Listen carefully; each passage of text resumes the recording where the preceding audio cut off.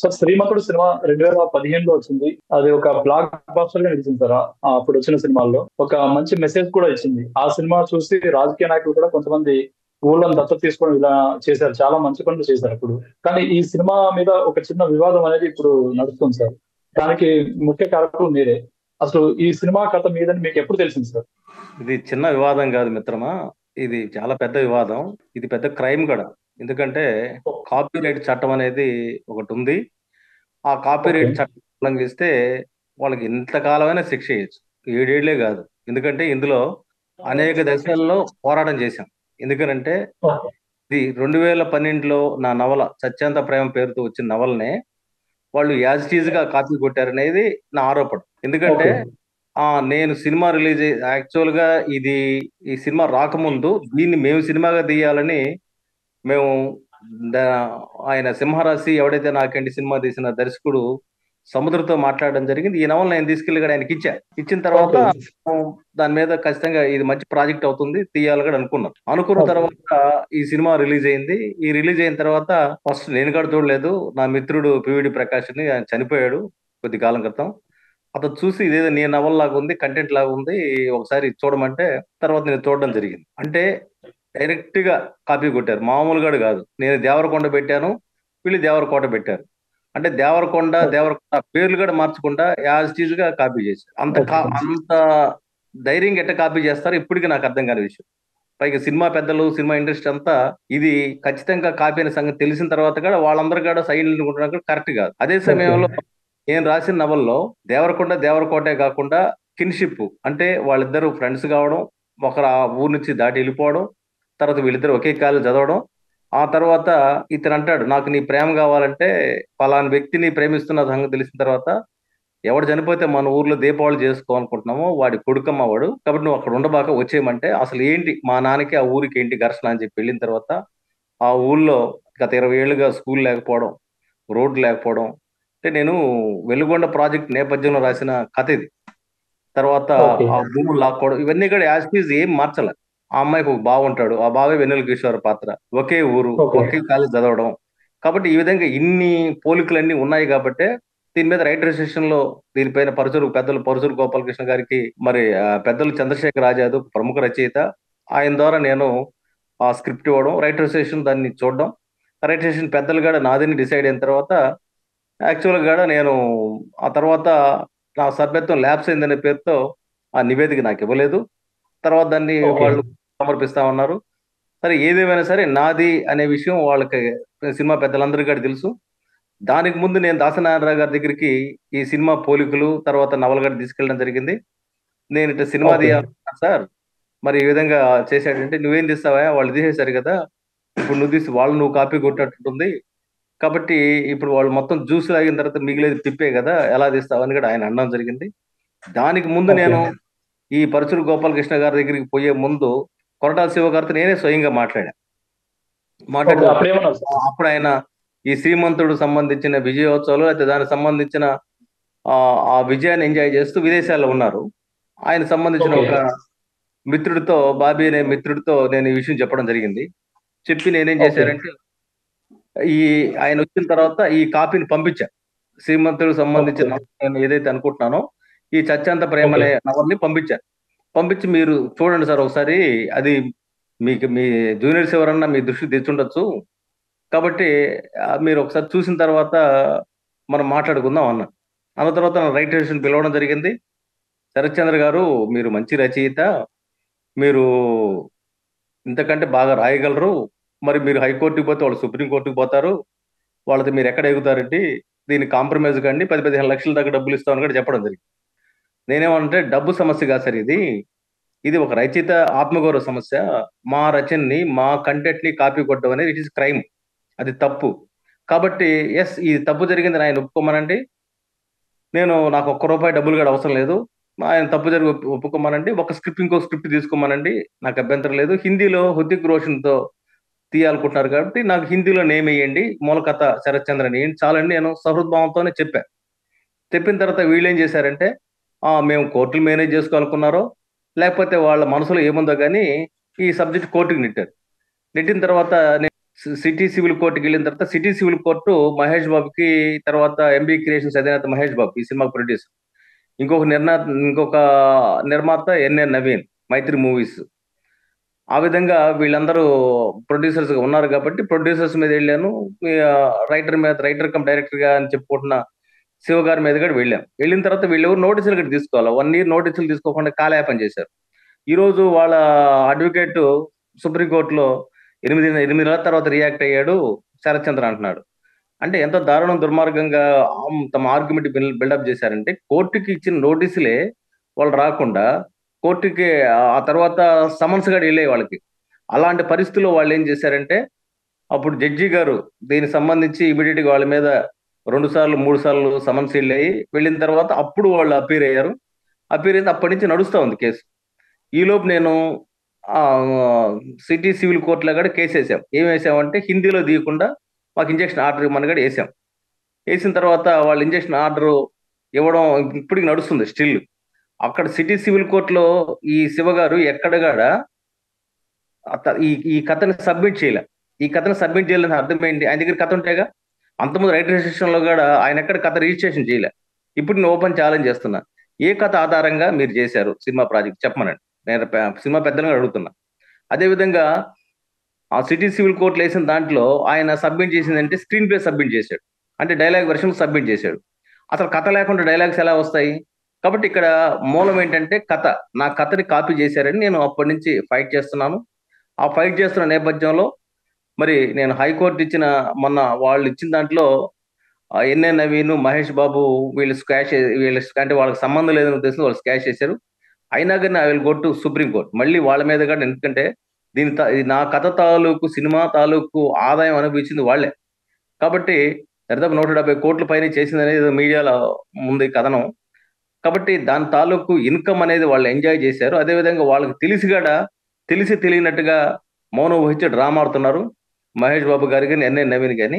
కాబట్టి ఈ సంస్థలు, ఎందుకంటే అసలు సంస్థకే మా సంబంధం లేదని కూడా ఆమె మహేష్ బాబు గారి భార్య నమ్రత శిరోద్కర్ పంగట్ల గంగాధర్ గిరిధర్ ఆయన పేరుతో మరి హైకోర్టుకి మహేష్ బాబు వెళ్లకుండా ఇప్పుడు సంస్థ మొత్తం ఆయనది, ఆయన పేరుతో క్లెయిమ్ చేసుకుని ఎగ్జామ్షన్ తీసుకున్నారు కోర్టులో.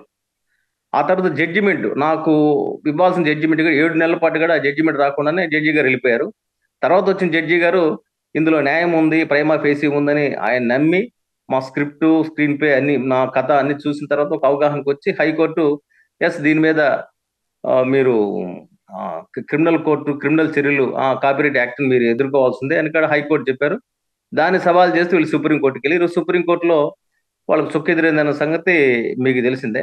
ఆ విధంగా మా ఫైట్ ఒక శరత్ చంద్ర కోసం చేసే ఫైట్ కాదు ఇది రచయితల పక్షాన్ని నిలబడి చేస్తున్న పోరాటం. ఎందుకంటే భవిష్యత్తులో ఏ రైటర్ రచన కూడా కాపీ కొట్టకూడదు అని నేను రచయితలందరి తరఫున నేను ఫైట్ చేస్తున్నా. ఇది నా ఒక్కటిది కాదు, మాత్రమే కాదని కూడా నేను చాలా స్పష్టంగా చెప్పడానికి సిద్ధంగా ఉన్నాను. మీరు రచయితల సంఘాన్ని అప్రోచ్ అయ్యని చెప్తున్నారు కదా, పరుచూరి బ్రదర్స్ అప్పుడు అసలు కొరటాల శివ గారిని పిలిపించి మాట్లాడడం జరిగింది ఏమన్నా సార్?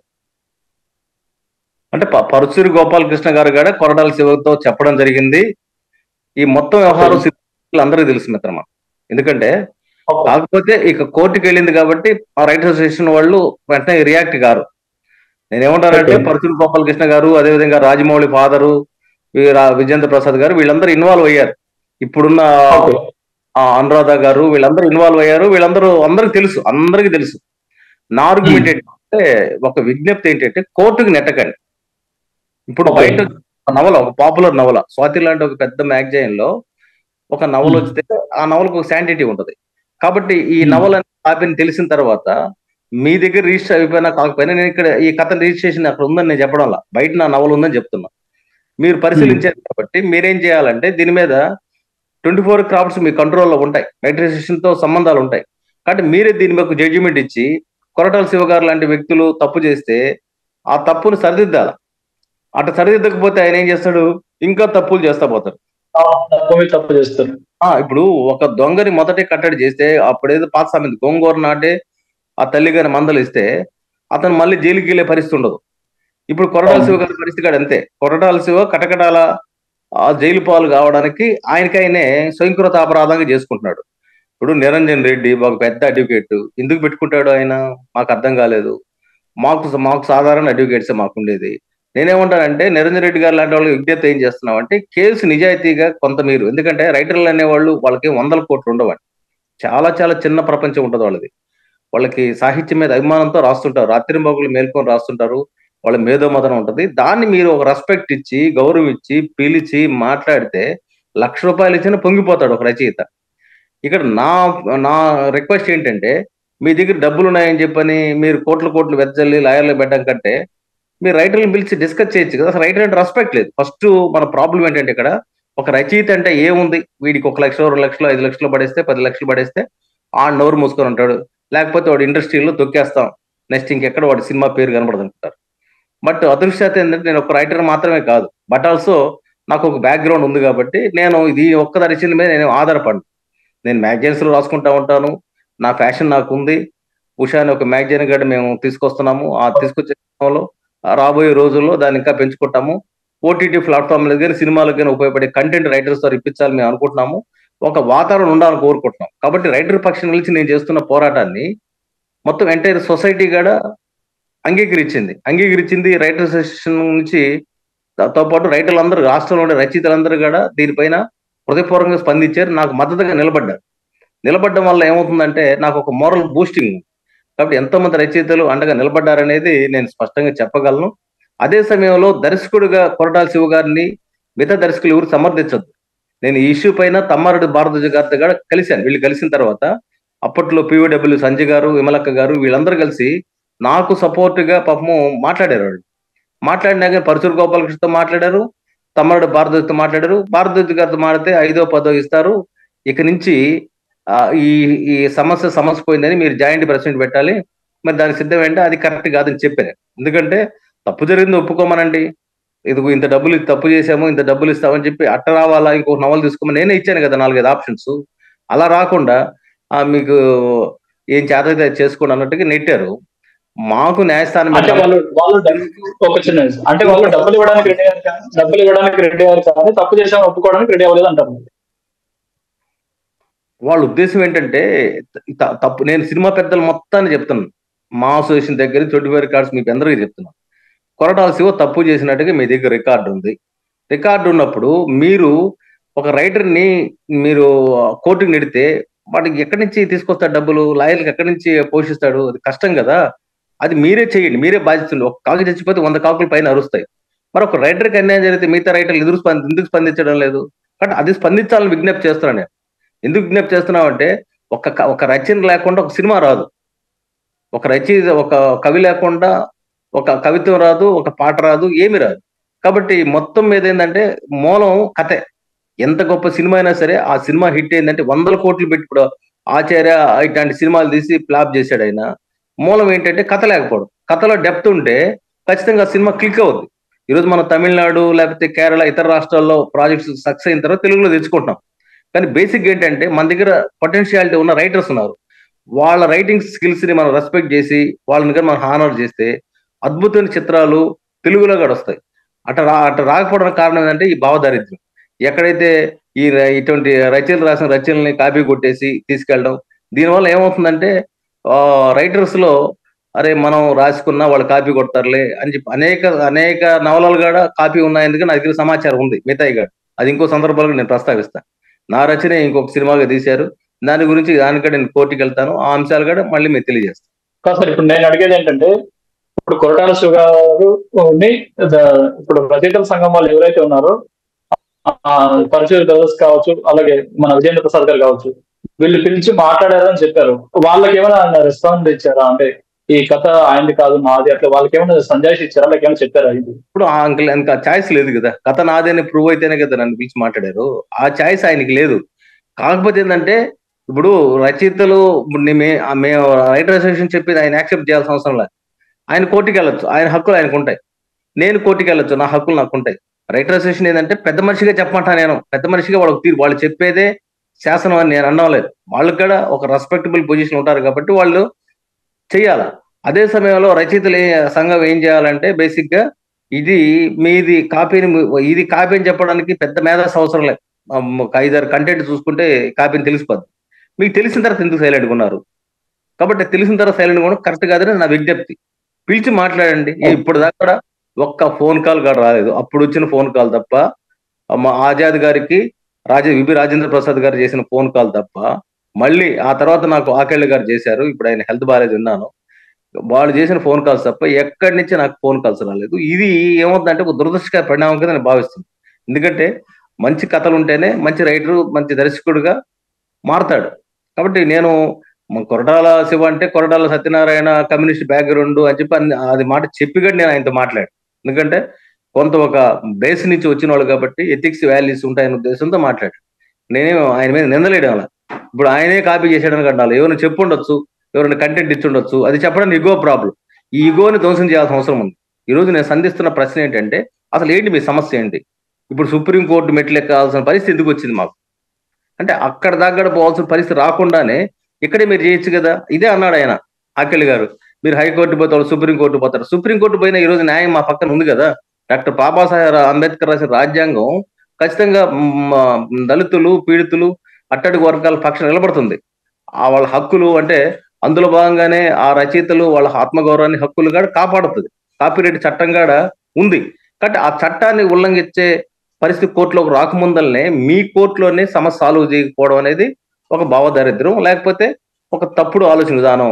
దీన్ని సరి చేసుకోవాల్సిన అవసరం ఉంది. ఎందుకంటే మేము సినిమాలు తీసే బతకాలని నేనైతే అనుకోవడంలా, కానీ సినిమా రచయితలకు అండగా నిలబడతా. నేను మామూలు రైటర్గా అండగా నిలబడతా. వాళ్ళ కంటెంట్ ఎక్కడ అన్యాయం జరిగినా యాజ్ ఎ శరత్ చంద్రగా, యాజ్ ఎ రైటర్గా నేను వాళ్ళ పక్షం నిలబడి ఫైట్ చేస్తా. ఎక్కడ దాకా పోతా, తగ్గేదే లేదు.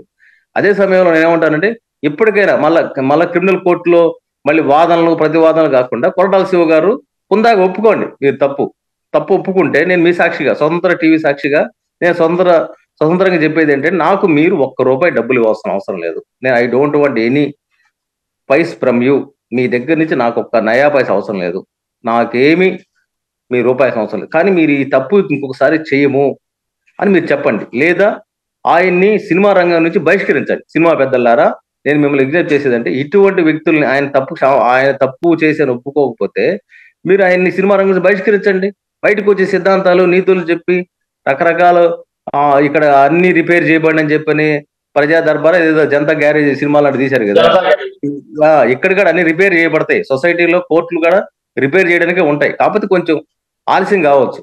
నేను మొదటి రోజు చెప్పా, ఒకవేళ ఈ విషయంలో నేను చనిపోయినా నా కొడుకైనా పోరాటం చేస్తాడు, నా బిడ్డలైనా పోరాటం చేస్తారు, నెక్స్ట్ మా భార్య పోరాటం చేస్తారు, మా వారసులు పోరాటం చేస్తారు.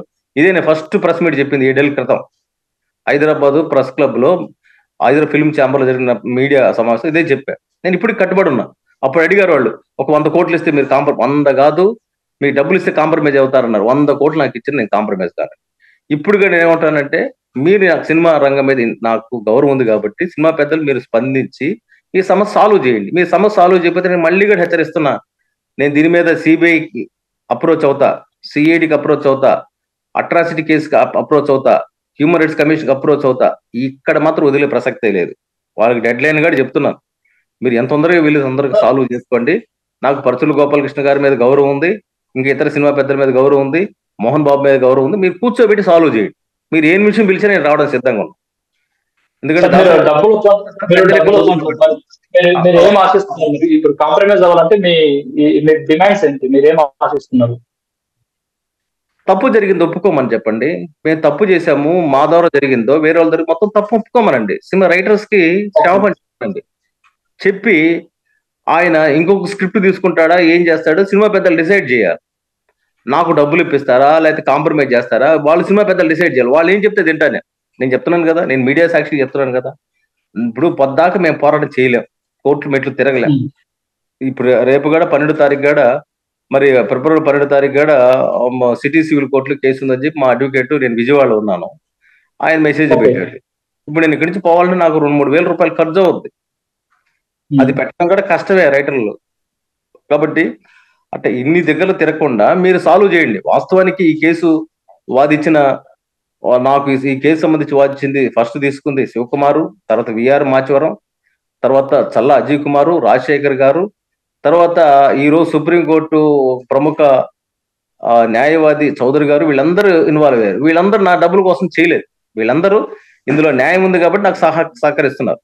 కాబట్టి వీళ్ళందరూ కలిసి కాడ ఈ రోజు ధర్మం పక్కన నిలబడ్డారు కాబట్టి నాకు ధర్మ పోరాటంలో నేను ఒక దశ వరకు వచ్చా. నెక్స్ట్ ఇంకో దశ పోవడం కూడా సిద్ధంగా ఉన్నా. ఎక్కడ దాకా సిద్ధంగా ఉన్నా. ఇప్పుడు మీ నవల ఎలా రిజిస్టర్ అయిందో ఆయన కొరటాల శివ గారు కూడా కథ అనుకున్నప్పుడు కథను రిజిస్టర్ చేసి ఉంటారు కదా, ఆయన ఎప్పుడు రిజిస్టర్ చేశారంటే ఆ ప్రూఫ్స్ ఏమైనా మీకు చూపించారా సార్? అదే చెప్తా, ఎక్కడ ఆయన కథ కోర్టుకి సబ్మిట్ చేయలేదు, రైట్ రిజిస్ట్రేషన్ ఆయన కథ లేదు. నన్ను పిలిచినప్పుడు ఆకళ్ళ గారు పిలిచినప్పుడు ఆయన ఏదో రైతే రాజ్యం ఈనాళ్ళు వస్తాయి కదా కట్టింగ్లు అవి పెట్టుకో దీనికి దానికి అప్పుడు దాంట్లో ఏమైనా దేవరకొండ పదం ఉందా? దేవరకోట పదం ఉందా? లేదు కదా. వచ్చింది నేను పెట్టింది ఆయన పెట్టింది ఒకే టైటిల్ ఎలా అవుతుంది? కాబట్టి అది కోయిన్సైడ్ ఒక సంఘటన అయితే అనుకోవచ్చు. పోని పేరు ఆయన పెట్టాడు, మరి ఒకే ఊర్లో ఉండడము, బయటికి పోవడము, మళ్ళీ ఆ ఊరికి వచ్చి డెవలప్ చేయడం ఏమైనా చేశారా? లేదు కదా. కాబట్టి ఆయన కథ అనుకోవడానికి 1% కూడా అవకాశం లేదు. మరి కథ నాదే, నా కథ కాపీ చేస్తే నేను ఖచ్చితంగా ఫైట్ చేయడం న్యాయం కదా. కాబట్టి నా ఇది న్యాయపరమైన పోరాటం మాత్రమే కాదు, ఈ పోరాటం వెనక సొసైటీ ఉంటుంది. ఎందుకంటే సొసైటీలో ధర్మం చనిపోయిన తర్వాత మనుషులు ఎవరు ఉండరు, ఆటవిక రాజ్యం ఉంటది. కాబట్టి ఈ రాజ్యాంగం బలపడాలన్నా, రాజ్యాంగ పరంగా ఉండాలన్నా ఎవరొకరు సమిధులు కావాలి, అదే ఫైట్ చేయాలి. కాబట్టి ఆ ఫైట్ చేసే దగ్గర నేను ఉన్నానని నేను ఏ మాత్రం శశిభిషం లేకుండా భయపడకుండా చెప్పగలను. మాకేం భయం లేదు. మాకు వచ్చిన ఉద్యమ నేపథ్యం కావచ్చు, నేనున్న బ్యాక్గ్రౌండ్ కావచ్చు, మేము దానికి సిద్ధంగా ఉంటాం. కానీ తప్పు చేస్తే మాత్రం ఆ తప్పుని ఖండించడం అనేది సొసైటీ బాధ్యత అంట, సినిమా పెద్దల బాధ్యత అనేది నా విజ్ఞప్తి. సార్ ఇప్పుడు సినిమా పెద్దలు ఏం చెప్తే అది మీరు వినడానికి మీరు రెడీ అంటున్నారు. అంటే సినిమా పెద్దలు అంటే ఇప్పుడు మళ్ళీ రచయితల, మీరు ఒక రచయిత కాబట్టి రచయితల సంఘం మాట వింటారా, లేకపోతే సినిమా పెద్దలు అంటే ఇప్పుడు Dil Raju Telugu film chamber commerce association అధ్యక్షుడిగా ఉన్నారు, వాళ్ళు చెప్తే వింటారా? ఎలా ఉన్నారు సినిమా పెద్దలు అంటే? ఎవరు చెప్తే మీరు వింటారు? ఎవరు కాంప్రమైజ్ చేయాలని? మా అసోసియేషన్ ఉంది కదా, రైటర్స్ మా పెద్ద, మా కుల పెద్ద లాంటి పరచూరు గోపాలకృష్ణ గారు ఉన్నారు కదా, రాజమౌళి ఫాదర్ విజయేంద్ర ప్రసాద్ గారు ఉన్నారు కదా, వీళ్ళు చాలు, వీళ్ళ మీద నాకు రెస్పెక్ట్ ఉంది. కాబట్టి వాళ్ళు ఇది ఇన్వాల్వ్ కమ్మంట, నేను ఇన్వాల్వ్ అయ్యి దీన్ని సాల్వ్ చేయమంట. ఎట్లా సాల్వ్ చేస్తారు అంటే సైలెంట్ గా ఉండి మాకు సంబంధం లేదులే వాడు ఎట్లా చేస్తే మనకేమి అని అనుకోవడం తప్పదు. కాబట్టి ఇది నాది కాపీ చేసిన దగ్గర సమాచారం మీ దగ్గర మీరు ఫీల్ అయితే ఖచ్చితంగా నాకు ఏదో ఒక న్యాయం చేయండి. అంతే తప్ప మీరు వదిలేస్తే ఏ మెసేజ్ ఇవ్వద్ది? మీరు టీవీ ఇంటర్వ్యూ చేసిన తర్వాత 7 ఏళ్ల పాటు సినిమా పెద్దలు పట్టించుకోలేదంటే ఏది ప్రూవ్ అయిన తర్వాత వాళ్ళ దగ్గర మరి ఏ మెసేజ్ ఇవ్వద్దు? ఏం సందేశం ఇస్తారు వాళ్ళు? సినిమాల్లో రాసేది ఏంటి? సందేశాలే కదా, ప్రజల్ని చైతన్యం పరిచే కంటెంట్సే కదా. ఈనాడు దగ్గర నుంచి, అంటే ఈనాడు సినిమా దగ్గర నుంచి మరి ఇప్పుడు ఇచ్చే ప్రతి సినిమాలోనూ ఏదో ఒక మెసేజ్ ఉంటేనే కదా సినిమా క్లిక్ అవుద్ది. మెసేజ్ లేని సినిమా క్లిక్ అవుతాయా? కాబట్టి ఒక మెసేజ్ అనేది ఏమి ఇస్తారో సమాజానికి సినిమాలో చెప్పేది నిజ జీవితంలో కూడా ఉండాలి. మన పెదాలు మెసేజ్ ఉంటది. మరి ఇప్పుడు దీనికి ఏం సమాధానం చెప్తారు మీరు? ఇది కాపీ కాదని చెప్తారా? కాపీ కాదని మీ దగ్గర కథ ఉందా? ఆ కథ ఎక్కడ రిజిస్ట్రేషన్ అయ్యి ఉందా? సినిమా ఫీల్డ్ రిజిస్ట్రేషన్ అయ్యి ఉందా? ఎక్కడ రిజిస్ట్రేషన్ అయ్యి చెప్పండి? కథ మీరు సిటీసీ వాళ్ళు కూడా సబ్మిట్ చేయలేదని చెప్పాను కదా. మరి మీ దగ్గర కథ లేకుండా మీరు ఎట్టా? ఇప్పుడు జుట్టు ఉంటేనే కదా ఏ కుప్పైనా పెడుతుంది చెల్లో. అలాంటప్పుడు మీ దగ్గర కథ కంటెంటే లేదు కదా. కథ కంటెంట్ లేకుండా మీ సినిమా నాదని ఎట్లా అనగలరు? కాబట్టి ఈయన రెడ్ హ్యాండెడ్ గా ఆయన దొరికాడు, అందులో సందేహం లేదు. ఇప్పుడు నేనేం ఆయన అవమానించాలనుకోవడం లేదు. ఒకవేళ వేరే వాళ్ళు ఎవరైనా ఆయన ఏమైనా డైవర్ట్ చేశారో లేకపోతే కంటెంట్ ఇచ్చారో ఏదో జరిగింది అది.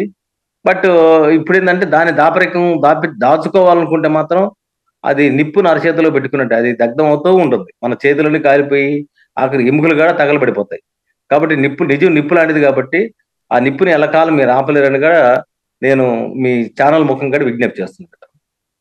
ఇంకోటి సార్, మీరు పరచూరు గోపాలకృష్ణ గారిని ఇంతకుముందు సంప్రదించారని చెప్పారు. సంప్రదించినప్పుడు అసలు ఆయన ఏమన్నారు? న్యాయం చేస్తామన్నారా, చూద్దామన్నారా, అసలు ఏమన్నారు ఆయన? ఇప్పుడు కాదు, 7 ఏళ్ల క్రితం ఆయనకి నవల చంద్రశేఖర్ ఆజాద్ గారు వాళ్ళ మనవరాల ఫంక్షన్ ఆయన వచ్చినప్పుడు నవల ఇవ్వడం జరిగింది, రైట్ రేషన్లు పెట్టడం జరిగింది, దాని మీద వాళ్ళ ఒపీనియన్ రావడం జరిగింది. కాబట్టి నేనేమంటానంటే కాసేపటి క్రితం మీ డిబేట్ ముందుగాడ ఆజాద్ గారు నాకు కాల్ చేశారు. పరచూరు గోపాలకృష్ణ గారితో మాట్లాడుతున్నా, ఇట్లా సుప్రీంకోర్టు చొక్కెదురు విషయం మీడియాలో వచ్చింది కదా, ఏమన్నా నాకు గుర్తులేదు అన్నాడు. బహుశా గుర్తుండకపోవచ్చు, ఆయన అనేక సినిమాల్లో రాస్తుంటారు, ఉండకపోవచ్చు. కానీ ఇప్పుడు ఇంటర్వ్యూ చేసిన తర్వాత అయినా పరచూరు గోపాలకృష్ణ గారు రీకాలెక్ట్ చేసుకొని ఆయన నాకు న్యాయం చేశాడు. ఆయన అంటూ ఆ రోజు రైట్ రిజిస్ట్రేషన్ లో పెట్టకపోతే నా నవల రైట్ రిజిస్ట్రేషన్ వెలుగు చూసేది కాదు, విచారణ జరిగేది కాదు. కాబట్టి అక్కడ ఉండే పెద్దలందరూ కూడా నాకు న్యాయం చేశారు. ఏ విధంగా? నా వాళ్ళు నమ్మడం ద్వారా, చదవడం ద్వారా. ఇప్పుడు కూడా సాల్వ్ చేయండి. ఇప్పుడు 7 ఏళ్ళు నేను చచ్చిపోయి ఉంటే ఇంక పరిస్థితి ఏంటి? 7 ఏళ్లలో అది మరి కేసులు జరగచ్చు, ఆరోగ్యం బాగాలేకపోవచ్చు, ఇంకా ఇంకా రైటర్ అంతేనా? వాడి కుటుంబం అంతేనా? వాళ్ళకి ఏం న్యాయం జరగదా? కాబట్టి ఇప్పుడు నేను ఇంకా సజీవంగా ఉన్నాను కాబట్టి ఇప్పటికైనా నేను చచ్చేలోపు న్యాయం చేయమనండి. అదే నాకు చచ్చేంత ప్రేమ మీకు నా మీద ఉందో లేదో నాకు తెలియదు. మీరు సినిమా రంగం మీద ప్రేమ ఉంటే మీరు ఖచ్చితంగా నేను ఉన్న ఊపిరి పోనంత ఊపిరి అనేది పోకుండా ఉన్నంత వరకు మీరు హెల్ప్ చేయండి. అంటే మళ్ళీ నేను చూసుకోవడానికి అవకాశం ఉంటుంది. సినిమా రంగంలో కాస్త ఎథిక్స్ వాల్యూస్ బతుకున్నాయి కాబట్టి వాళ్ళ మాట చేత ఒకటే ఉంటదని నేను బతుకున్న లోపే తెలుసుకుంటే అవకాశం ఉంటది. కాబట్టి ఒక మనిషి చచ్చిపోయిన తర్వాత మీరు ఏం చేసినా ఎవరో తెలుస్తుంది. రేపొద్దు నా భార్యకి 100 కోట్లు ఇచ్చిన ఉపయోగం ఏముంటది? నా పిల్లలకి ఇచ్చిన ఉపయోగం ఏముంటది? కాబట్టి అది కరెక్ట్ కాదు. రైటర్‌కి 1 సంవత్సరం, 2 సంవత్సరాల లోపు మీరు ఇన్వాల్వ్ అయ్యి మీరు దీని మీద సాల్వ్ చేయాలి. అలా సాల్వ్ చేయకుండా నెట్టేస్తా పోతే ఏమవుతాడు? రైటర్ ఏమవుతాడు? ఇట్టాగా ఎంతో మంది నా దృష్టికి వచ్చిన వాళ్ళు ఉన్నారు. అనేక సమస్యలతో నేను వాళ్ళకి ధైర్యం చెప్తున్నాను. అందరికీ ఫైట్ చేసే కెపాసిటీ ఉండదు కదా! కాబట్టి అవును. ఫైట్ చేసే అవకాశం నాకు వచ్చింది. రైతుల పక్షాన నిలబడి నేను ఇప్పటికి కూడా ఇది ఎక్కడ దగ్గర ఎండ్ కార్డ్ పడాలని కోరుకుంటున్నాను. ఎండ్ కార్డ్ వేసే విషయంలో సినిమా పెద్దలు కూడా బాధ్యత వహించాలని కోరుకుంటున్నాను. లేదు దీన్ని ఇట్టా కంటిన్యూ చేస్తామంటే నాకు అభ్యంతరం లేదు. వాళ్ళు మళ్ళీ ఇంకా ఎక్కడికైనా ఏ ఏ ఏ ప్లాట్ఫామ్ మీదకి వెళ్ళి నాకు అభ్యంతరం లేదు. నేను దీని మీద టోటల్ గా నెక్స్ట్ కోర్స్ ఆఫ్ యాక్షన్ లో ఒక 2-3 నెలల్లో దీని మీద మానవ హక్కుల కమిషన్ కానీ, ఎస్సీ అట్రాసిటీ చట్టం కానీ అన్ని రకాలుగా నేను దీని మీద ఫైట్ చేయడానికి, దీని మీద నిలబడడానికి నేను సిద్ధంగా ఉన్నాను కూడా తెలియజేస్తాను. అంటే కోర్టుకి వెళ్ళమని ఎవరు సూచించారు సార్? కోర్టుకి ఎవరు నెట్టారంటున్నారు? రచయితల సంఘం వాళ్ళు దీన్ని మేము సాల్వ్ చేయలేం, మీరు కోర్టుకి వెళ్ళండి అని వాళ్ళ లేక ఆ రిపోర్ట్ బయట పెట్టి వాళ్ళు ఓపెన్ గా దాని మీద ప్రెస్ మీట్ దాసరి గారు ఒకటే అన్నారు, ఇది మీదని ప్రూవ్ అయిన తర్వాత మేము వాళ్ళు పిలిచి జాయింట్ ప్రెస్ మీట్ పెట్టి ఈ సమస్యను సాల్వ్ చేయాలి, నువ్వు అడిగితే ఎంత డబ్బు అయినా ఇవ్వాలి. ఆయన ఏం చేశాడు? సిటీ సివిల్ కోర్టుకి ₹1 కోటి కథకు మాత్రమే తీసుకున్నట్టుగా క్లెయిమ్ చేశాడు. శివగారే చెప్పారు సిటీ సివిల్ కోర్టులో. అంటే నువ్వు కథకు ₹1 నువ్వు రాయని కథకు నువ్వు ₹1 ఎట్లా తీసుకుంటావు? ఎట్లా హక్కుదారుడు అవుతావు? అంటే అఫిషియల్ గా నేను చెప్పేది. అనఫిషియల్ గా ఏం తీసుకున్నా నాకు తెలియదు. బట్ అఫిషియల్ గా ఆయన ఇచ్చిన డాక్యుమెంటేషన్. ఇప్పుడు నేనేమంటానంటే ఆ ₹1 నీది కాదు కదా, కథ నీది కాదు కదా. కథ నీది కాదన్నప్పుడు ₹1 ఎట్లా తీసుకుంటావు? Who are you? ఇది నీ బిడ్డ. సూర్య బిడ్డ నువ్వు ఎత్తుకొని ముద్దాడడానికి నీకేం రైట్స్ ఉంటాయి? ఒకసారి ముద్దాడు, బాగుంటే శరత్చంద్ర రాసిన కథ బాగుంది అని చెప్పి మీరు ప్రశంసించండి. అంతేగాని మీరు నా బిడ్డను ఎత్తుకొని ముద్దాడి నేనే గనానంటే అది తప్పు కదా, నేరం కదా, క్రైమ్ కదా. కాబట్టి ఆ నేరం చేశారు కాబట్టి సినిమా పెద్దలు నేను వాళ్ళని కూడా నేను ప్రశ్నించడం లేదు కానీ మీరు మన పెద్ద మనసు చేసుకొని ఇలాంటి సమస్యలు సాల్వ్ చేయండి. ఈ రోజు శరత్చంద్ర సబ్జెక్టుకి మాత్రమే కాదు మిత్రం, రాబోయే రోజులు ఏ రైటర్ మీ పంచకొచ్చినా, ఏ రైటర్ మీ తలుపు తట్టినా 1 రోజు 2 రోజులు టైం ఇచ్చి ఇది కాపీ కాదని చెప్పేసేయండి. కాపీ కాదని చెప్పండి. అప్పుడు ఆ రైటర్ ఏం చేస్తాడంటే వదిలేసుకుంటాడు. అదే వాడి కెపాసిటీ ఉంటే ఫైట్ చేస్తాడు. నాది కాపీ అని మీకు తెలిసినా గానీ మీరు సైలెంట్ గా ఉంటే what is the meaning of industry? ఇండస్ట్రీకి ఏ సమాధానం చెప్తారు? కాబట్టి ఇండస్ట్రీ అనేది బతకాలంటే రైటర్లకి రెస్పెక్ట్. మీరు కథ లేకుండా మీరు ఏదైనా కంటెంట్ వస్తుందా? ఒక పాట వస్తుందా సాహిత్యం లేకుండా? ఒక కథ లేకుండా సినిమా వస్తుందా? ఏమొస్తుంది? కథే హీరో. ఎంత గొప్ప సినిమా హీరో. కథ లేకపోతే ఎంత గొప్ప నటుడైనా సరే. చిరంజీవి గారి సినిమా ఫ్లాప్ అయింది, కథలు బలహీనంగా ఉండబట్టే ఫ్లాప్ అయింది. మానవ సంబంధాలు బలంగా చూపించుకోవడం వల్ల ఫ్లాప్ అయింది. ఇప్పుడు నా కథలో వాళ్ళు భూమికి భూమి పోరాటం చేస్తున్నారు. భూమి కోసం లాస్ట్ సీన్ లో వాళ్ళ భూములు లాక్కునే సన్నివేశాలు అనేక వేశారు కదా వాళ్ళు. ఇవన్నీ కూడా దాంట్లో భాగమే. ఊరు సమస్యలు పంచుకొచ్చి దానికి దత్తతని పేరు పెట్టుకున్నాడు కదా. కాబట్టి ఇక్కడ నేనేమంటానంటే శ్రీమంతుడు అంటే భావదారిద్ర్యం లేనివాడు శ్రీమంతుడు. ఇట్లాగా వేరే వాళ్ళ భావాలు చౌర్యం చేసినోడు దరిద్రుడి కిందకి వస్తాడు. కాబట్టి ఇప్పుడు శ్రీమంతుడు అంటే మానసికంగా శ్రీమంతుడికి ఉండాలి. మనిషి ఉన్నతంగా బతకాలి, ఉన్నతంగా చచ్చిపోవాలి అవసరమైతే. ఎందుకంటే తాను పోయిన తర్వాత కూడా నిలబడేది కీర్తి, డబ్బు కాదు. డబ్బు కరిగిపోవచ్చు కానీ కీర్తి ఎప్పుడు కరగదు. ఆకాశం భూమి ఉన్నంత వరకు ఏ మనిషికైనా కీర్తి ఆచంద్రార్కం అంటారే అది ఖచ్చితంగా నిలబడే ఉంటుంది. కాబట్టి చరిత్రహీనులుగా మారతారా, మరి చరిత్ర సృష్టిస్తారా, మీరు చేసిన తప్పును సరిదిద్దుకుంటారా అనేది ఒక బిగ్ డాలర్ క్వశ్చన్. ఈ రోజు అది నేను వాళ్ళ ముందు పెడుతున్నాను. అదే ఫైనల్ గా మీ డిమాండ్ అయితే హిందీ వర్షన్ లో తీస్తే అక్కడ మీ పేరు వేయాలి, ఆయన తప్పు చేశారని ఒప్పుకోవాలి, అప్పుడే మీరు హిందీలో పోకుండా మేము ఆల్రెడీ హృతిక్ రోషన్ కూడా మేము నోటీస్ ఇచ్చాము. ఆ నోటీసులో భాగంగా అతను కూడా ఆపేసాడు అనేది నాకున్న సమాచారం. ఇక మిగతాది సినిమా పెద్దలు అట్లా నిర్ణయిస్తే వాళ్ళ నిర్ణయాన్ని నేను కట్టుబడి ఉంటాను కూడా తెలియజేస్తాను. వాళ్ళు ఏ నిర్ణయం తీసుకున్నా సినిమా పెద్దలు ఇంకా నన్ను ఫైట్ చేయమంటే కూడా చేస్తా. నాకు ఏమి కూడా పరకలేదు. నేను ఖచ్చితంగా చచ్చే వరకు కూడా ఫైట్ చేస్తాను. నేను చచ్చిపోయిన తర్వాత కూడా నెక్స్ట్ మా వారసులు కూడా ఫైట్ చేస్తారు దీన్ని. ఓకే. ఇంత ఈ 8 ఏళ్ల గ్యాప్ లో కొరటాల శివ గారు ఒక్కసారి కూడా మీతో మాట్లాడలేదా? ఎందుకు మారుతారండి? ఎందుకు మారుతారు వాళ్ళు? కోర్టులో ఉంది కదా, కోర్టులో ఉంది అంటారు కదా బయట ఓకే. వాళ్ళకి. హత్యలు చేసిన వాళ్ళు ఓకే. ఒకవేళ హత్యలు చేసిన వాళ్ళు కోర్టు ఆశ్రయిస్తున్నారు, అవినీతి చేసిన వాళ్ళు కోర్టు ఆశ్రయిస్తున్నారు. వాళ్ళకు ఉండే ధైర్యం ఏంటి? కాబట్టి కోర్టు ఆశ్రయించి కోర్టు ద్వారా వాళ్ళు కొంత రక్షణ పొందాలని ట్రై చేస్తుంటారు. చేయనండి. వాళ్ళు వాళ్ళ వాళ్ళ స్ట్రాటజీ వాళ్ళకుంటే మా స్ట్రాటజీ మాకుంటది కదా. ఇంకొంచెం ఎక్స్పాన్షన్ చేస్తాం, చేసి ఈ ధర్మ ఓకే. పోరాటాన్ని ముందు కొనసాగిస్తాం. తప్పేమో. ఓకే. ఒకవేళ ఆయన మీతో మాట్లాడి నా తప్పు జరిగింది, పొరపాటు జరిగింది, ఆ కథ మీదని తెలియక వాడాను అని ఒకవేళ ఆయన ఒప్పుకుంటే మీరు ఇంతటితో ఆపేస్తారా? నాతో కాదు మాడాల్సింది, సినిమా పెద్దలతో పరచూరు గోపాలకృష్ణ గారితో మాడమనండి, రాజేంద్ర ప్రసాద్ గారు ఫాదర్తో మాడమనండి, రాజమౌళి ఫాదర్తో మాడమనండి, మంచు మంచు విష్ణు ఇప్పుడు అధ్యక్షుడు కదా అతనితో మాడమనండి, మోహన్ బాబుతో మాడమని సినిమా పెద్దలు ఉన్నారు కదా. సినిమా పెద్దలు నాకంటే పెద్దవాళ్ళు ఉన్నారు కదా సినిమా రంగంలో, వాళ్ళతో మాట్లాడండి. వాళ్ళ కమిటీ ఉంటుంది 24 కార్డ్ సంబంధించి. మీరు ఇమీడియట్ గా ఒక కమిటీ చేసుకుంటారు, ఏం చేసుకుంటారు చేసుకొని మీరు మాట్లాడి నాకు న్యాయం చేయండి. ఇంతకుముందు ప్రసన్న కుమార్ అనే ఒక ప్రొడ్యూసర్ తో కూడా దాసరి గారు కూడా చెప్పారు, నిజమే శరత్ చంద్ర వచ్చాడు, ఆ అబ్బాయికి అన్యాయం జరిగింది, ప్రసన్న కుమార్ తో మాట్లాడండి, ఆయన చెప్తాడు. మధ్యలో రమేష్ ఓకే. ఉన్నాడు, మా ఊరు అతను, నెల్లూరు జిల్లా అతను. అవును. ఆ రమేష్ గారితో కూడా చెప్పాడు దాసరి గారు, నేనే మాడమన్నా, ఓకే. ఇప్పుడు పోయాడు. పోతే నిజమేను శరత్చంద్ర కాపీ అని రమేష్ తో కూడా చెప్పాడు. రమేష్ ని పిలిచి మాట్లాడండి, మీరు లైవ్ లో ప్రసన్న గారిని పిలిచి మాట్లాడండి. నేనేమంటానంటే దేనికైనా ఒక లిమిట్ ఉంటుంది. సైలెంట్ గా ఉండడం వేరు, నిశ్శబ్దంగా ఉండడం వేరు. ఆ నిశ్శబ్దాన్ని ఎక్కడి దగ్గర ఛేదించాల్సిన అవసరం సమాజానికి ఉంది. ఇది మాత్రం నేను చెప్పదలుచుకున్నాను. డైరెక్టర్ సముద్ర గారితో మీరు ఈ సినిమా తీస్తామని స్టోరీ అయితే ప్రిపేర్ చేశారు. ఆయన కోసం నేను ప్రిపేర్ చేయాల, నేను రాసిన నవల్ని ఆయన వినిపించాం, తీసుకెళ్లి నవల తెచ్చి సినాప్సిస్ చెప్పాం, తెద్దాము బానే ఉంది ఓకే. అన్నాడు. నారా రోహిత్ తీయాలని ప్లాన్ చేసి ఈ లోపు ఇటు జరిగింది. ఓకే. ఓకే సార్, మీకు థ్యాంక్ యూ. మీకు న్యాయం జరగాలని కోరుకుంటున్నాను స్వతంత్ర టీవీ తరఫున. ధన్యవాదాలు. Thank you sir.